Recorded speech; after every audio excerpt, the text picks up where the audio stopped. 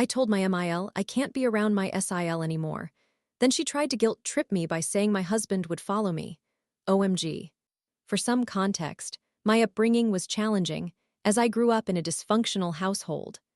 My parents separated when I was 4 years old, and my sister and I were compelled to reside with my father, a different story for another time. Due to the hostility, manipulation, and conditional love my sister and I received from my father and stepmother, I have chosen to eliminate them from my life, although I maintain a relationship with my sister, as she seems oblivious to the situation and treats me with kindness thankfully. She did not inherit those negative characteristics. Now, reflecting on the present. I am a 30-year-old female, and my husband is a 30-year-old male. We have been married for about a month and have been dating since September 2021. When I was 18, I went through an abusive marriage that significantly impacted my mental health. I attended therapy weekly for a couple of years, where my therapist helped me understand that much of my trauma stemmed from my childhood, which explains my decision to cut ties with my father and stepmother. Following the conclusion of my therapy, I met my current husband. His parents are still together and share a fairly healthy relationship, which appears to work for them. He also has a sister, aged 26, who was previously married to a terrible person. She has recently separated from him and is currently staying with their parents. We are all traveling together, my husband and I in our vehicle, and his parents and sister in theirs. At the moment, we are all employed at the same resort, primarily in different departments, although there is some overlap. The establishment is not exceedingly large, but it is certainly not tiny.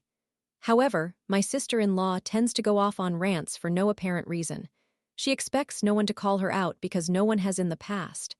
I am not one to tolerate that behavior. Once my patience is exhausted, I will respond.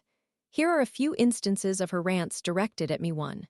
We all traveled to town, which is roughly 1.5 hours away, in a shared vehicle.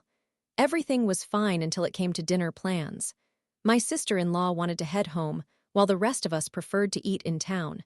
It was 5 p.m., we had yet to do our grocery shopping, and by the time we returned to our campsite, it would be around 9 or 10 p.m. None of us wanted to cook or eat so late. My sister-in-law threw a fit, claiming she had spent her day off dealing with us and now just wanted to go home. We asked if she intended to cook, to which she replied no. Her parents informed her that the choice was 4-1 in favor of staying in town and eating. We remained in town. 2. Upon returning from the trip, the 4 of us wanted to play some games. My sister-in-law, however, did not. She chose to visit one of the workers at a neighboring campsite. All of us were free the following day except for her, and she didn't have to report until 11 a.m.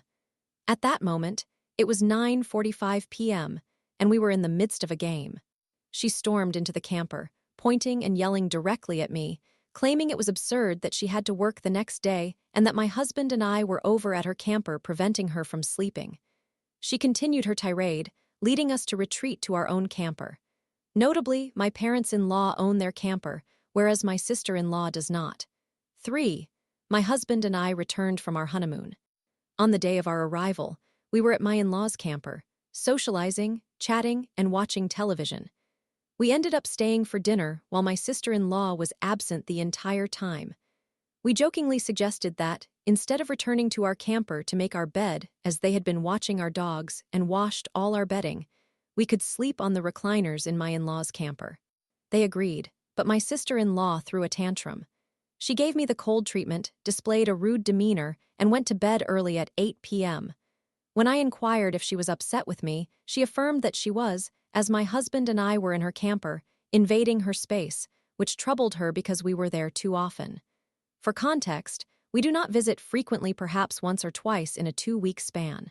We had been away for our wedding and honeymoon for 3 weeks prior to this. That night, we ended up sleeping in my in-laws' camper and left around 10 a.m. the following day when everyone else was at work. 4. We visited a taco restaurant in separate vehicles after already being in town. We met my in-laws and sister-in-law there. We brought our dogs, and the restaurant was dog-friendly. Occasionally, we give our dogs small bits of table food. To provide context, we are not too far from Mexico, where spices are often used in abundance, and the salsa can be particularly hot. After finishing our meal, my sister-in-law, who had not yet completed hers, gave a considerable portion of her food to our dogs.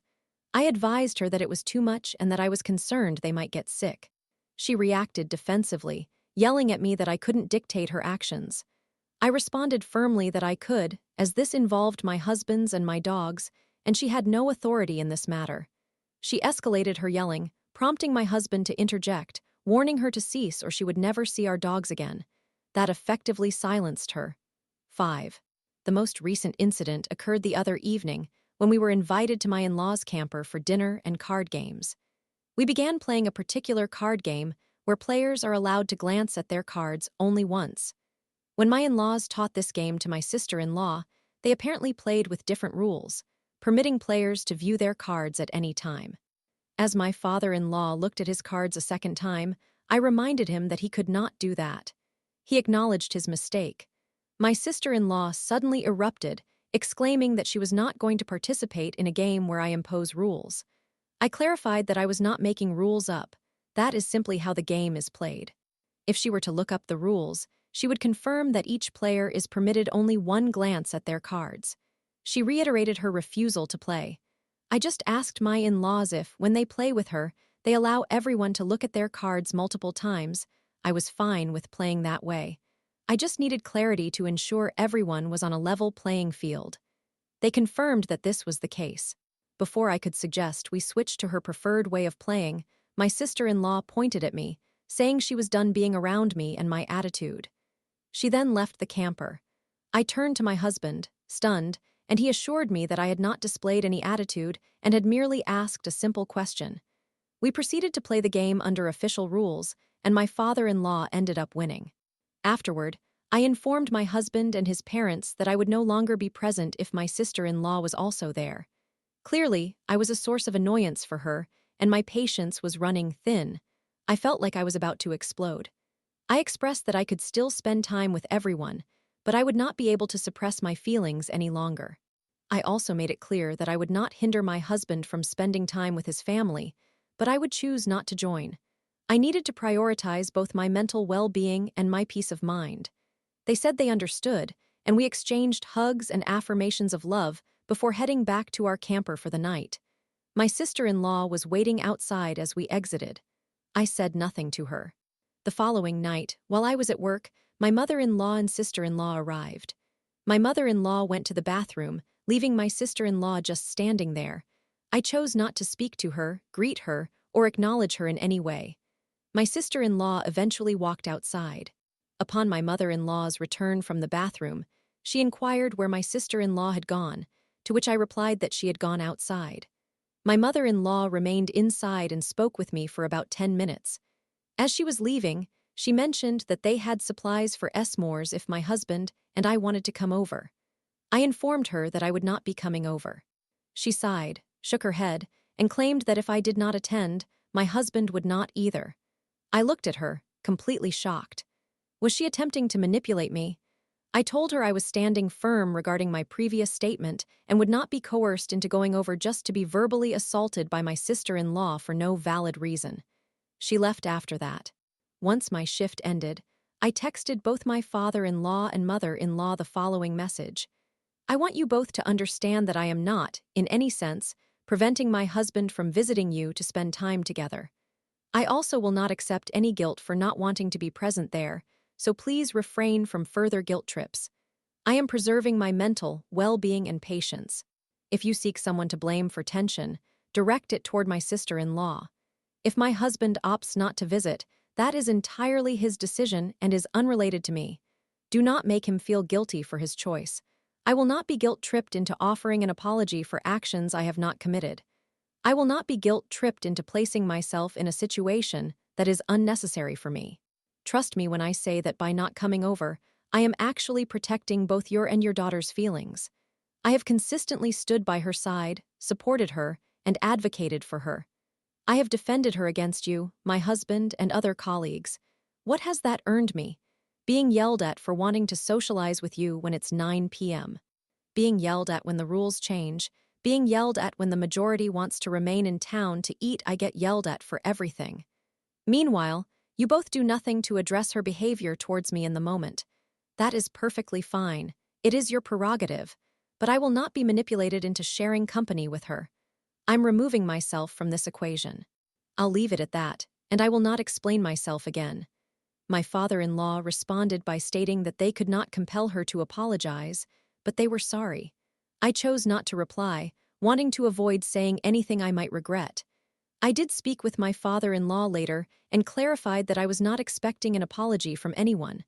I just wanted to reiterate why I would no longer be visiting.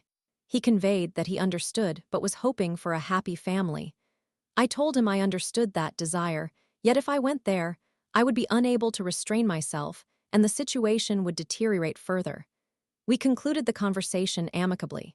Am I in the wrong for not wanting to be around my sister-in-law, potentially jeopardizing my mental health, in my effort to take the high road and remove myself from a toxic environment?